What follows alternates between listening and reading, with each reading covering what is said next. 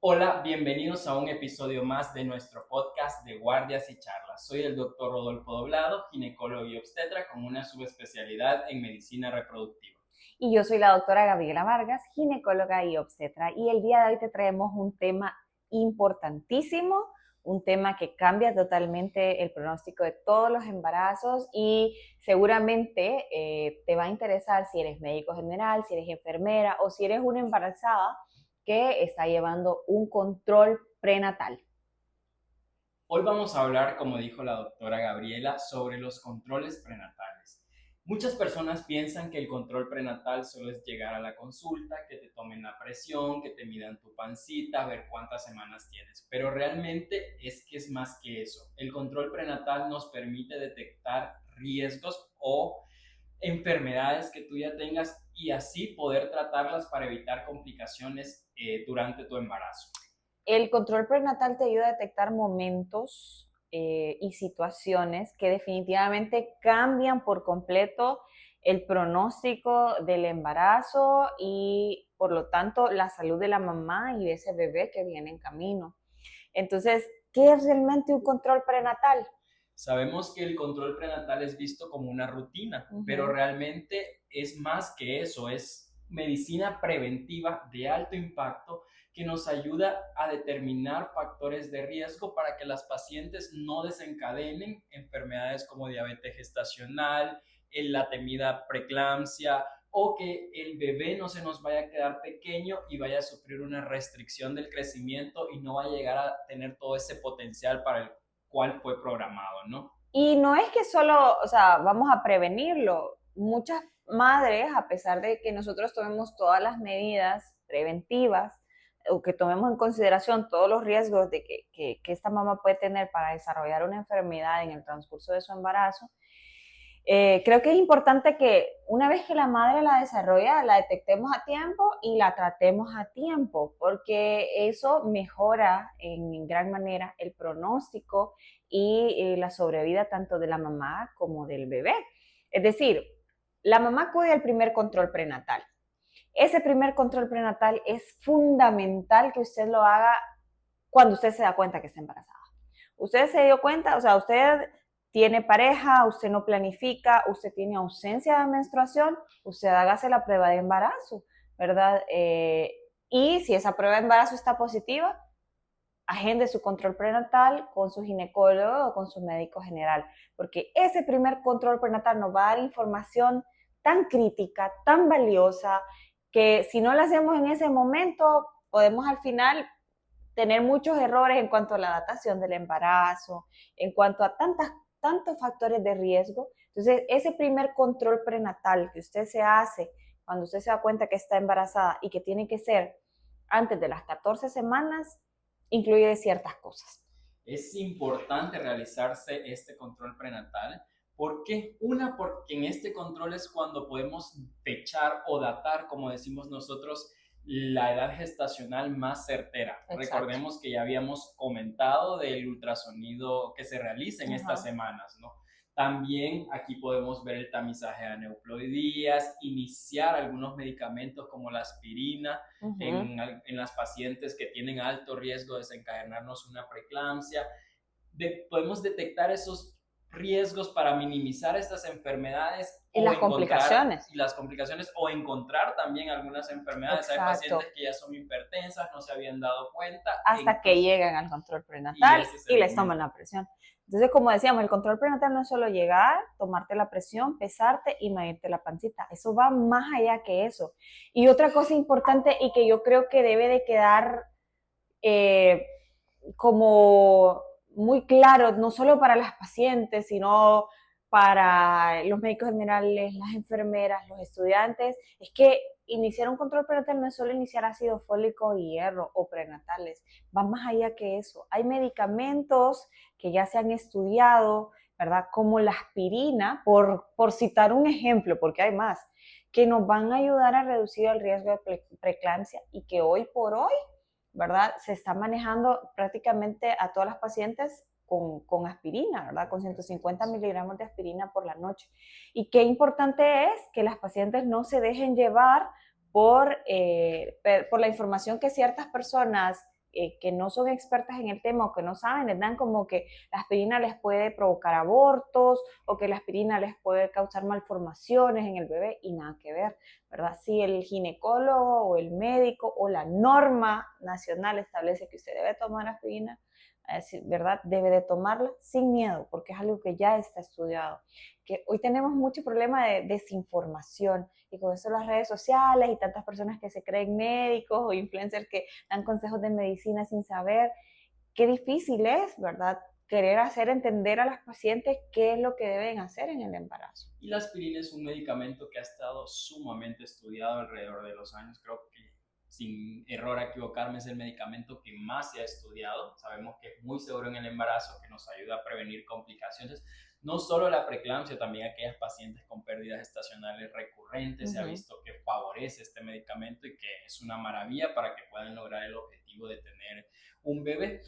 Pero recordemos por qué es importante que acudan a este primer control prenatal en cuando se enteran del embarazo, porque si falla en este control prenatal puede ser que nos arruine todo el resto del embarazo, desde calcular mal esta fecha, no dar los medicamentos adecuados para prevenir complicaciones, no detectar enfermedades que puedan terminar en un aborto. Por ejemplo, problemas tiroideos se pueden detectar en esta primera cita, ¿no? Incluso a veces las pacientes solo tienen 4 o 5 semanas de haberse embarazado y que en el ultrasonido nosotros no vamos a ver nada, pero por lo menos nosotros le podemos decir es un embarazo temprano o un embarazo de viabilidad incierta, ¿no? Sería la mejor término para llamarlo, y darle seguimiento hasta que veamos un embrión, luego un feto y ver este latido cardíaco. Entonces, yo creo que es bien importante porque muchas pacientes saben que se embarazaron y a veces acuden al control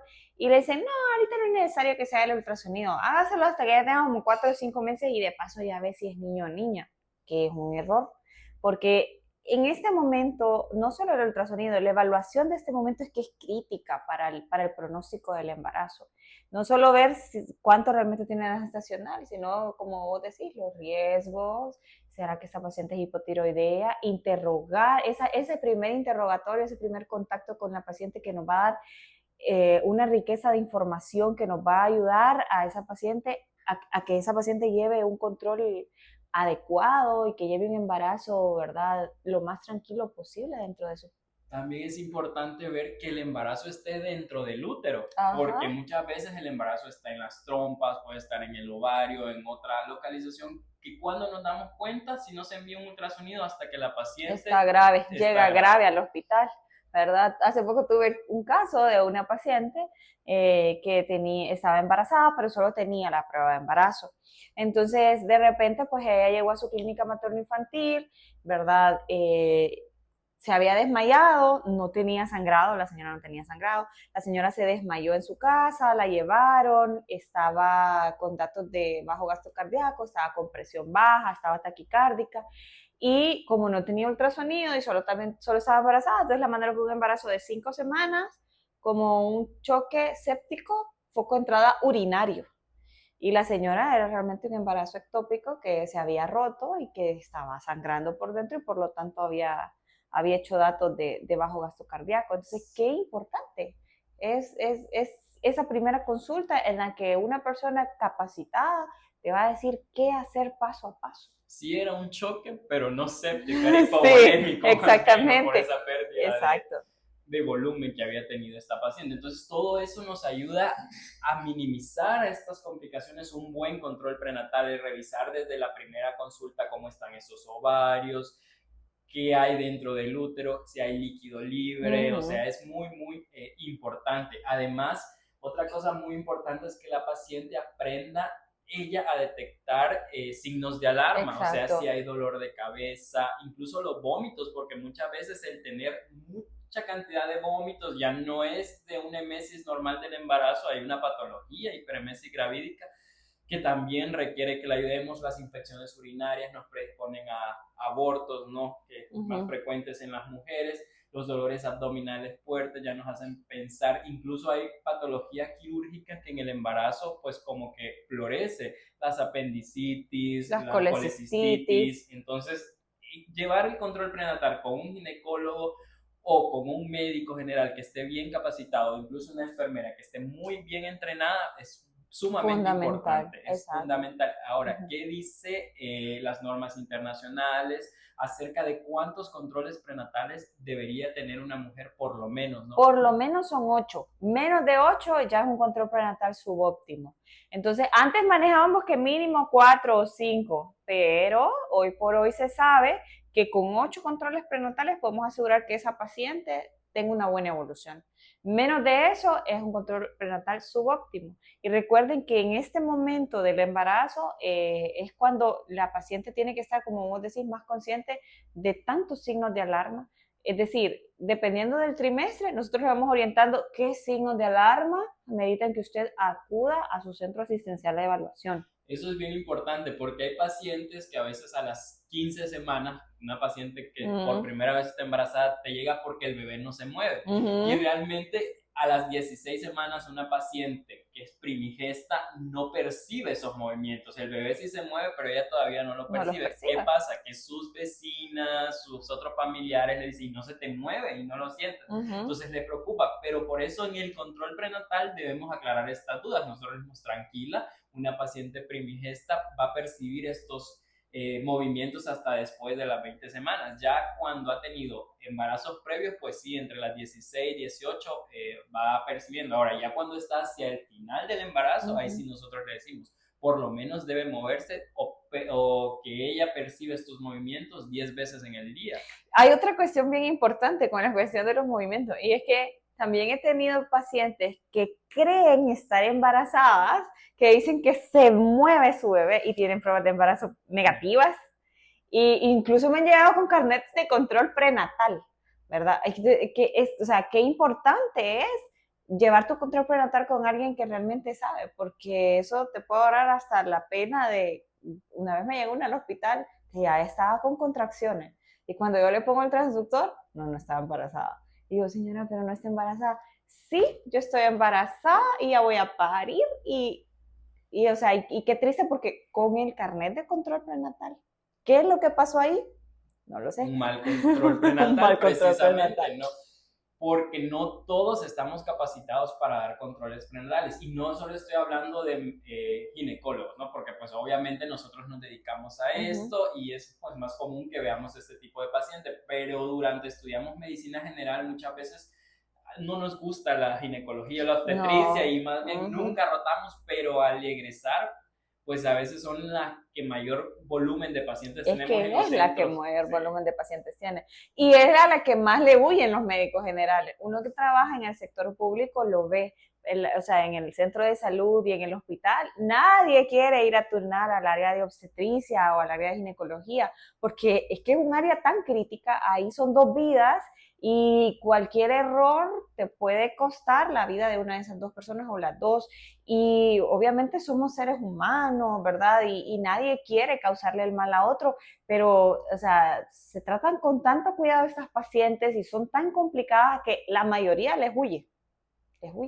Me encantó esa frase de nadie quiere causar el mal a otro, porque tienes razón, a pesar de que tengamos un buen control prenatal, tampoco no podemos garantizar de que la paciente o el binomio madre o hijo va a salir bien. Lo que hacemos es tratar de minimizar estas complicaciones y también reducir errores que como seres humanos pues pudieran ocurrir, ¿no? Claro que sí. Pero no, tampoco es que podemos garantizarse que 100% la paciente va a salir bien. Yo creo que eso es fundamental. Yo creo que uno trata en la medida de lo posible de concientizar a la paciente. Yo le digo a todas las pacientes, los embarazos son impredecibles. Nunca una mujer está más cerca de la muerte que durante un embarazo. Por más que lleve el mejor control prenatal del mundo, por más saludable que sea, es que es algo tan impredecible, o sea, se pueden dar tantas complicaciones de manera súbita, repentina, que, o sea, uno tiene que estar consciente de que se trata de hacer lo mejor que se puede por la paciente,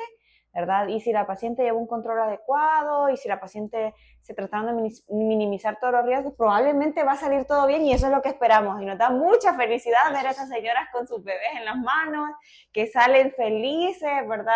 Que ya se quieren ir de alta para sus casas y todo. pero lastimosamente no siempre es el caso. O sea, a veces nos toca, ¿verdad? Malas noticias, malos escenarios, situaciones de estrés. Entonces, eso hay que tener en cuenta también. De hecho, los ginecólogos y obstetras somos los únicos médicos donde vemos pacientes sanos, pero que al final pueden tener un desenlace crítico, porque pues son dos vidas y aparte es un momento, como tú decías, donde está entre la vida y la muerte la paciente. Exacto. O sea, dar a, por un parto que está tan común que dicen todos, un parto, tengo 7 u 8, más bien a medida que van teniendo más y más embarazos, esa paciente se complica más, ese útero ya no te responde igual a algunos medicamentos que ponemos, entonces los riesgos aumentan a medida va pasando la edad también, y todo eso pues es lo que se trata precisamente de minimizar en riesgos cuando hacemos un buen control prenatal. Hablábamos de que entre las 20 y 24 semanas había que hacer el ultrasonido estructural o anatómico para ver, detectar esas malformaciones a nivel cardíaco, hacer una cervicometría o medir el cervix, vaya, para ver si esta paciente no tiene riesgo de un parto prematuro.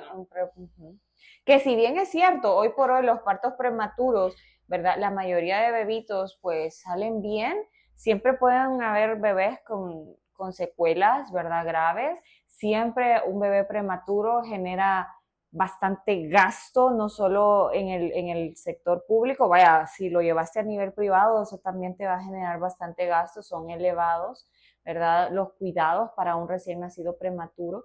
Entonces, todo esto se puede ir preveyendo en un buen control prenatal. Un bebé prematuro, como puede que todo resulte bien, que tu bebé evolucione bien, una vez que nazca todo, también se puede complicar fácilmente. Ahora, también es importante hablar que no tiene que haber nacido a las 40 semanas para que sea un bebé a término. Cuando llega a las 37 semanas, pues ya decimos, este bebé ya está a término, ya tiene mayores probabilidades de sobrevivir, menos riesgos de adaptarse a este nuevo mundo, ¿no? Porque creo que el mejor tiempo que tenemos es dentro de la pancita y aún así es un tiempo crítico porque ya apenas nacemos, pues ya venimos al mundo que es un mundo difícil. Sí, entonces cuando ya llega la paciente en esas últimas semanas, en el último control prenatal, ¿cuándo le diría vos o cuándo decidimos, ya señora, ya su tiempo ya caducó, ya es momento de conocer a este bebé? Yo realmente evaluaría qué patologías tiene la paciente, porque si es una paciente diabética, yo no esperaría llegar hasta las 40 semanas viendo más si está descompensada y que ese bebé vaya a estar en mayor peligro dentro del vientre. Entonces, 38 semanas y yo preferiría no finalizar el embarazo, ya sea por vía abdominal o vía vaginal, dependiendo la indicación que tenga la paciente. ¿Y qué pensás de esta nueva moda que ha aparecido, esta nueva tendencia de las pacientes de cero intervenciones en el embarazo, llevar su embarazo como todo natural, nada de controles, nada de exámenes, nada de medicamentos, que el niño nazca cuando tenga que nacer? Que no, aquí no se ve tanto como en el extranjero, pero que sí existe. O pacientes que quieren, yo quiero tener mi parto en casa. Es difícil. Yo particularmente pues no estoy tan de acuerdo yo con no estoy esa nada medida. De acuerdo. Para nada, una, porque yo no podría ir a tener un parto en el que no sepa mínimo si el bebé está cefálico, ¿no? Porque a veces sí hay maniobras que aprendemos, pero que pueden fallar, o ver por lo menos que el bebé no tenga una malformación así grande, importante, que vaya a obstaculizar ese parto, que vaya a poner en riesgo la vida de la mamá. Exacto. A veces hay bebés que el DBP o la cabeza es muy grande y que no van a salir por un canal de parto. Entonces, eso. Otra cosa, así como ha pasado con las vacunas, que hay mucha moda de no ponerse las vacunas, entonces hay enfermedades que ya estaban erradicadas y que están surgiendo otra vez y que nuestras embarazadas lo están sufriendo. Entonces, yo sí creo en el control prenatal, sí creo que la paciente debe ser evaluada muy bien y de hecho, a veces te llegan pacientes 32, 33 semanas, 34, que te quieren que les hagas un ultrasonido para ver cómo está. Ya esa puede ser una edad demasiado tarde. Exacto, para detectar algo. De hecho, es muy difícil para nosotros en el embarazo ver hasta el sexo y esa edad porque ya el espacio es reducido. Muy reducido. Sí se detectan algunos problemas como ver que el líquido amniótico esté disminuido o si el bebé está creciendo más grande o más pequeño de lo normal, pero ya ver tanto así o definir qué conducta vas a tomar es bien difícil. No es como haber recibido un embarazo temprano, antes de las 12, 14 semanas, llevar todos sus controles en orden, ver qué exámenes le has enviado, qué medicamentos le has dado, porque inevitablemente el tomar algunas vitaminas o algunos medicamentos en el embarazo es necesario. Totalmente. Entonces esa moda en particular para mí no funciona. Y lo de atender partos en casa también, porque es que, como hablábamos, los embarazos y los partos son momentos tan impredecibles que en ese momento en el que parecía ir todo bien en tu casa, en el que ibas en tu piscina con agua tibia y estabas con la dula, se pueden complicar las cosas. Puede comenzar a desprenderse la placenta, puede comenzar, ¿verdad?, a haber problemas con los latidos cardíacos del bebé. O sea, hay tantas cosas. O una vez que nace el bebé, ¿cómo prevenir una hemorragia? O sea, tener todos los implementos y estar siendo monitorizada cada cierto tiempo por el personal de salud es importantísimo. Entonces, también yo totalmente en desacuerdo con estas nuevas tendencias que han sacado de que si los partos en casa, que si el parto en agua. No, realmente no considero que sea lo adecuado. Siempre creo que estos son momentos críticos que ameritan que el personal de salud, el personal capacitado, esté pendiente del bebé y de la mamá cada 30 minutos, ¿verdad? No digamos cuando ya el bebé está por nacer, ahí el monitoreo se vuelve como más estricto, uno comienza a ver como con más ansiedad en ese momento, porque es que solo el que no ha vivido una crisis, una hemorragia, un problema, que un bebé se quede ahí atorado, no sabe lo que esto implica. Entonces, sí, para mí es fundamental que los partos, ¿verdad?, se atiendan a nivel hospitalario, a nivel institucional. También, ¿qué pasa? Que si el parto sale bien, un parto en casa, eres el mejor, te Sí. va súper bien, pero si pasa algo durante ese parto, ya sea con la mamá o con el bebé, las consecuencias legales son fatales. Fatales las consecuencias. Exacto. Uno, porque no estabas protegido, porque no tenías a mano unidades de sangre si llegases a necesitar uterotónicos en ese caso, o si el bebé empieza a descender los latidos, ¿cómo lo llevas a cesárea? De aquí que llega al quirófano puede ser demasiado tarde. Entonces, no, esa moda pues no va con nosotros. No va con nosotros. Y no es que estemos fuera de la moda y todo, es porque sabemos las complicaciones, los riesgos que se corren al tener estos partos. Mejor en un centro hospitalario donde tengamos todo lo necesario para disminuir complicaciones y riesgos, no digo para que sean cero, pero sí para poder actuar en el momento de que ocurran, ¿no? Pero ¿cuáles son los errores comunes que cometen tanto la población o algunas personal del área de la salud que ve controles prenatales? Creer que todos los embarazos son iguales, o sea, cada embarazo es diferente, cada paciente es diferente, no toda paciente joven va a tener un embarazo exitoso, como no toda paciente que en edad mayor también va a tener un mal embarazo o un mal desenlace. Es decir, cada paciente se personaliza, cada historia es diferente, cada situación del embarazo es diferente, hasta el lugar de donde vienen las pacientes influye para ver cómo se desarrolla ese embarazo. Ir tarde al primer control prenatal, ¿verdad? Porque no sabía que estaba embarazada. Yo no sé, Rodolfo, no sé vos qué pensás, pero yo creo que siempre una mujer se va a dar cuenta cuando está embarazada. Es que yo les digo a las pacientes cuando me dicen, es que mire que yo no sabía que estaba embarazada, me di cuenta hasta los 6 meses porque yo menstruaba aún. No sé si creerle, le digo, porque es que su cuerpo cambia, su mente cambia, y si usted tiene esposo y usted no planifica, usted no puede esperar no estar embarazada en algún momento, pues. Entonces, para mí, eso, o sea, yo no estoy de acuerdo y no les creo, perdónenme, no les creo cuando llegan y me dicen, no me daba cuenta que estoy embarazada, no Ese lo sé. El control neurohormonal definitivamente cambia, o sea, toda la neuroplasticidad del cerebro, las emociones, el cuerpo de la cambia, señora, tanto todo. físico, bioquímico, o sea, hay muchos cambios que deben sentirlos, ¿no? Incluso aquellas pacientes que tienen amenorreas frecuentes, o sea, que no les baja la menstruación, cuando hay embarazo cambia. Se siente la pancita también. Más pesado, sí. Pero sí, o sea, bueno. Una vez me llega una paciente de 16 años al centro de salud, ¿verdad? Y me llega con la mamá y yo desde que la veo entrar, o sea, yo veo su abdomen de embarazo. Y yo, ¿usted tiene control de embarazo? Porque yo miré un expediente diferente de las que me daban de control de embarazo. No, no, no, no, no, dice la señora. Yo la traigo a ella porque ella tiene 5 meses que no le baja la menstruación yo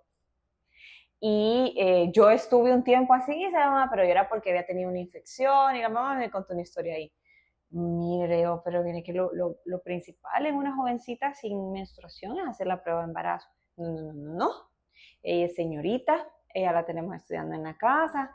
Entonces, bueno, le digo yo, voy a tener que evaluarla. Y cuando yo le evalué el abdomen, obviamente ya tenía sus 20 y tantas semanas, le coloco el Doppler y le digo, mire, la verdad ya sí está embarazada, ¿verdad? Lamento mucho que se haya tenido que dar cuenta así, pero pues, o sea, las mujeres saben, las mamás saben, ellas han sido mamás. Entonces, qué importante es darte cuenta de tu hija no está menstruando, es la primera vez que le pasa, llévala al ginecólogo. Y sin pena, o sea, hablar y decir como, estás embarazada, ya tuviste relaciones, es importante. Yo, como les digo a las mamás cuando llegan y ellas se ponen tristes porque no esperan que su hija, ¿verdad?, se embarace a una edad temprana, es, bueno, pero ya está embarazada. Ya en este punto lo que tenemos que hacer es garantizar que ella y su bebé estén bien. ¿Por qué? Porque son pacientes jóvenes que por lo tanto tienen más riesgos de complicaciones, ¿verdad? Entonces no podemos hacernos de la vista gorda y pensar que porque es una adolescente hay que castigarla y no hay que llevarla a los controles prenatales ni hay que hacernos cargo de ella, porque al final de cuentas puede ser una muerte materna también. Claro que sí, o sea, los extremos de la vida, o muy jóvenes o ya muy hacia los extremos, ¿no? Son las pacientes de más alto riesgo para nosotros, porque hay infinidad de complicaciones. Otro de los errores comunes es no hacerse estos ultrasonidos claves en el embarazo que habíamos hablado. Y otro error muy, muy común es que hayan médicos que todavía no sepan estratificar cuáles son los riesgos a los que se va a enfrentar esta paciente, ¿no? Entonces, definitivamente un buen control prenatal nos reduce muchos riesgos, muchas complicaciones y hace que garanticemos que el binomio madre e hija pues va a tener un desenlace feliz. Exacto, ¿no? Exacto. Sí. Ahora, ya para ir cerrando este episodio súper interesante, ¿verdad? Educativo, de control prenatal, Rodolfo, ¿qué mensaje te gustaría dejarle a las pacientes con respecto a sus controles prenatales? Recordemos, o les recuerdo a todas, que el control prenatal no es opcional, es el arma o la herramienta que nos permite reducir complicaciones, reducir riesgos, y que por lo menos deben acudir a 8 controles prenatales con personas que sepan dar estos controles, porque como hablamos en el inicio, no es solo pesar, tallar o ir a indicar ácido fólico, hierro y prenatal. Que son importantes en el embarazo, pero no, incluso a veces, yo recuerdo cuando estábamos en la residencia que empezábamos a estudiar las prenatales y que vemos que la vitamina A no se puede dar en el primer trimestre, ¿no? Antes de las 2 semanas por ese ácido retinoico y que puede producir algún problema a nivel de los ojos. Entonces, me extraña cuando hay pacientes que llegan ya tomando prenatales y ya uno empieza a ver y tiene estos compuestos y otros. Entonces, por eso sí, cada persona que haga un control prenatal debe de estudiar bien qué está dando y cómo está tratando esa paciente. Entonces, recordemos, las organizaciones y la medicina basada en evidencia, como la Organización Mundial de la Salud, la Escuela Americana o el Colegio Americano, nos dice mínimo 8 controles para reducir estos riesgos. Sí, y yo creo que otra cuestión bastante importante es la mayoría de médicos generales tienen un ginecólogo de confianza, ¿verdad? Un subespecialista también de confianza. Entonces, usen ese recurso. Yo creo que en la medida de lo posible siempre tratamos de solventar sus dudas, ¿verdad? En el menor tiempo que se pueda. Y creo que en este punto es importante que tanto enfermeras, como médicos generales o la misma paciente sepa en qué momento debe acudir a la institución, al centro de salud, al hospital, ¿verdad? Porque ocurrió algún signo de alarma. Si usted sospecha que esta paciente tiene preeclampsia, si usted sospecha que este bebé se está quedando pequeño para la gestación, o si usted ve una barriguita muy grande y sospecha que ese bebé está muy grande o puede tener polidramnios, o si usted sospecha que este bebé puede tener alguna malformación, acretismo placentario, placenta previa, refiéralo a tiempo, ¿verdad? Refiérala temprano, porque entre más tarde lo refiere, peor va a ser el pronóstico de esa paciente. Y yo siempre les digo, por lo menos en mi caso, llegan al hospital, al centro de salud, y yo les digo, bueno, la verdad, ahí nosotros las evaluamos y decimos, pues, al final no tenía el acretismo, al final no tenía la placenta previa, al final no estaba restringido, pero qué bueno que la mandaron para que nosotros nos aseguremos de eso. Esta es la obligación del personal del tercer nivel, pues, el primer nivel, es mandarte o referirte a tiempo a la paciente para asegurarle que va a tener un buen pronóstico. Entonces, nunca he sido partidaria ni celebro tampoco el hecho de que el personal médico de enfermería del nivel más alto de las instituciones diga como, otra vez me mandaron paciente y lo peor es que no tiene nada. Yo siempre les digo, no, ellas lo hicieron bien porque ellas lo que quieren es asegurarse de que usted está bien. O a veces las pacientes te dicen como, doctor, es que yo no quiero ir al hospital porque en el hospital me ven y me despachan. Pero lo importante es que si la despacharon es porque vieron que estaba todo pues bajo control, que todo estaba bien. Peor es que usted no vaya creyendo, ay, no voy a ir porque es que igual me despachan y se complique en su casa y entonces llegue peor al hospital. Es que incluso nosotros a veces tenemos que referir pacientes donde no vemos cómo le podemos ayudar, entonces la mandamos. Particularmente ahorita tengo un caso, llevo un control prenatal de una paciente que me la refirió una colega. Ella es gestas 3, 2 abortos previos. La colega le hace estudios, tenía una TSH casi en 9 esta paciente. Entonces la colega me dijo, pues es mejor que la trates tú, porque manejas más este eje hipotálamo, hipófisis, tiroides, y a la paciente en sus embarazos anteriores no había pasado de las 8 semanas, ahorita ya va por la 20 semana, ya esperemos que el embarazo se logre a tiempo. Entonces referir es importante, o a veces yo hago ultrasonido, veo que el bebé se me está quedando pequeño y yo digo, lo voy a enviar para que le hagan un Doppler fetal. Esa hemodinamia, que si bien es cierto, sale bien la hemodinamia, gracias a qué Dios, bueno, qué bueno, pero sí. si está alterada esa hemodinamia, ya hay un bebé que probablemente lo vamos a salvar. Y que va a necesitar vigilancia más cercana, etcétera, etcétera. Entonces, siempre una referencia a tiempo va a mejorar su pronóstico. Una referencia tardía va a hacer que el pronóstico sea peor. Y es lo que queremos prevenir. No tenga miedo de referir, porque el que le critique una referencia es porque cree que lo sabe todo, que no es cierto. Y no lo sabemos todo. Nadie lo sabe todo, incluso la experiencia sí te ayuda, el aprender, el leer te ayuda, pero nunca vamos a saberlo todo, siempre ocupamos de ayuda.